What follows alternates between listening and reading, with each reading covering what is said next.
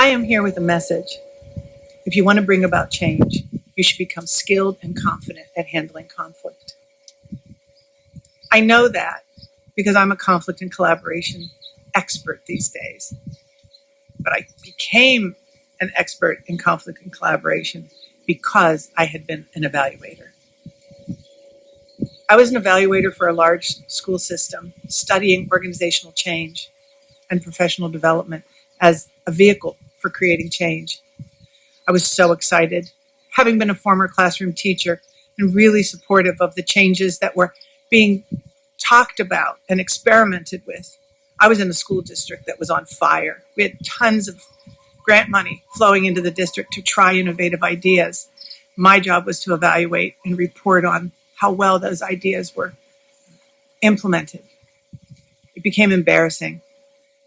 Effort after effort ended with an evaluation report where I began to cut and paste the results. Turns out it was a good idea, but it also turns out that nobody paid attention to the opportunity early enough. Nobody got on the same page. Nobody worked through the difficulties, the resistance.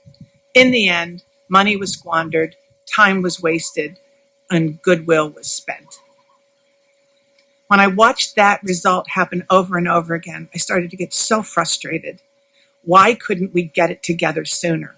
Why couldn't we figure out what was needed, work together differently, make change happen more efficiently?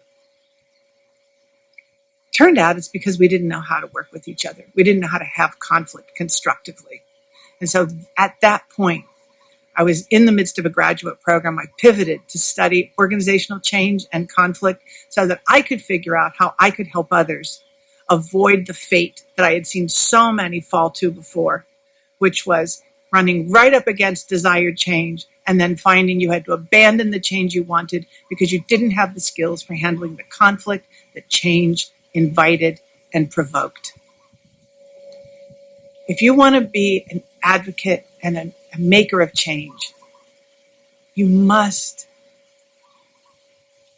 be someone who can see conflict as an opportunity. Because every place where we rub is where new possibilities are born. Not only as an aspiring change maker do we need these skills, but frankly, as a committed professional. If you're passionate, you should expect to be rubbing up against people in ways that don't feel good all the time. You have strong views. You have opinions. You have convictions. That will surface opposition.